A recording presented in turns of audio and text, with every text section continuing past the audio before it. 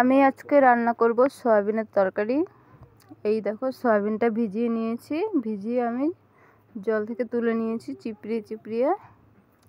এখানে কেটে নিয়েছি পেঁপে, পেঁয়াজ, রসুন, আদা।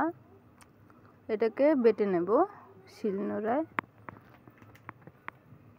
এই যে এখানে জিরে বাটছি আমি, এই যে জিরেটা, এই যে সব মশলা বেটে নিয়েছি, আদা, রসুন, লঙ্কা, জিরে আর হচ্ছে পেঁয়াজ, সব কিছু বেটে নিয়েছি আমি।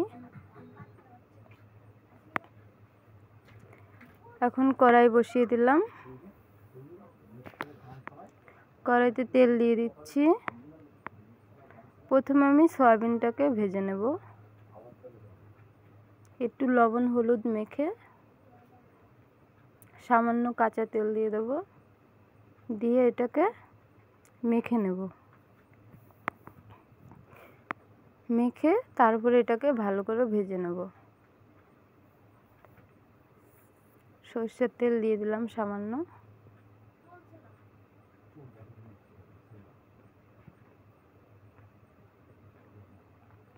এই ছোট সয়াবিনটা খেতে বেশি ভালো লাগে, বড় সয়াবিনটা আমার অতটা ভালো লাগে না, ছোটটাই বেশি ভালো লাগে। এটাকে বেশ কড়া করে ভাজতে হবে, লাল লাল করে। যত ভালো ভাজা হবে তত খেতে ভালো লাগে। ভাজা কম হলে কিন্তু একটু কেমন কাঁচা কাঁচা গন্ধ হয় সয়াবিনের।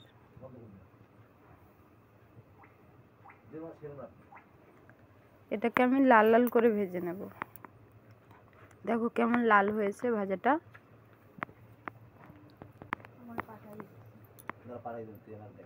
দেখো কত সুন্দর লাল লাল হয়েছে।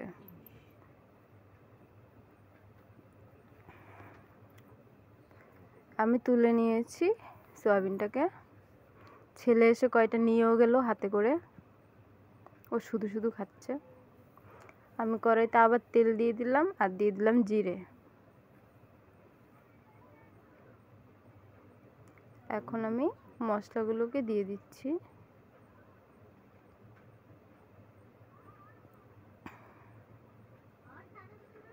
মশলাটা দিয়ে দিলাম, মশলার সঙ্গে সামান্য লবণ দিয়ে দিতে হবে, কারণ না হলে মশলাটা ছিটবে। মশলাটা মানে তেল জল আছে তো, তাই তেলে পড়লে ছিটবে।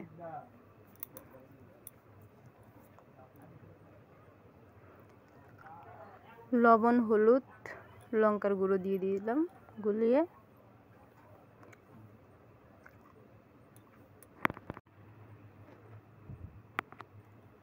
মশলাটাকে খুব ভালো করে কষিয়ে নিতে হবে।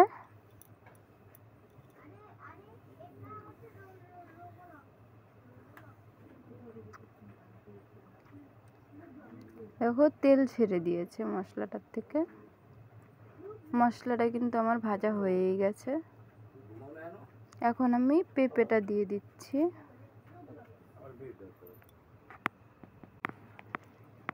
পেঁপেটা দিয়ে ভালো করে কষাতে হবে। এটা প্রথমে পেঁপেটাকে সেদ্ধ করেও নিতে পারো, তাহলে বেশি কষাতে হবে না, সেদ্ধ করে নিলে।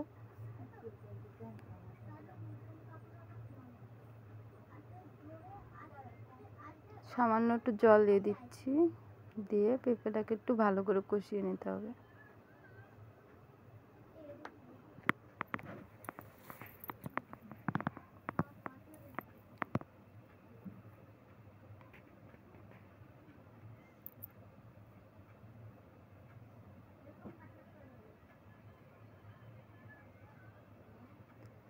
এখন আমি সয়াবিনগুলো দিয়ে দেব,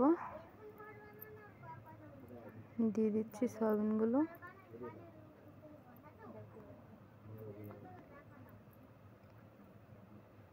এটা আমি খুব শুকনো শুকনো করেই বানাচ্ছি, মানে বেশি ঝোল আমি রাখতে চাই না, কষা কষা করেই করবো আর কি এটা। তো ভিডিওটি কেমন লাগলো, লাইক সাবস্ক্রাইব করে দেবেন। এই দেখুন খেতে বসে গেছি, আর ডাল আছে, এই যে এটা হচ্ছে মুসুরির ডাল, টমেটো দিয়ে মুসুরির ডাল। তো ভিডিওটি কেমন হলো প্লিজ লাইক সাবস্ক্রাইব করে পাশে থাকবে, আরও নতুন নতুন ভিডিও দেখাবো। আপনাদের সাপোর্টের ভীষণ প্রয়োজন।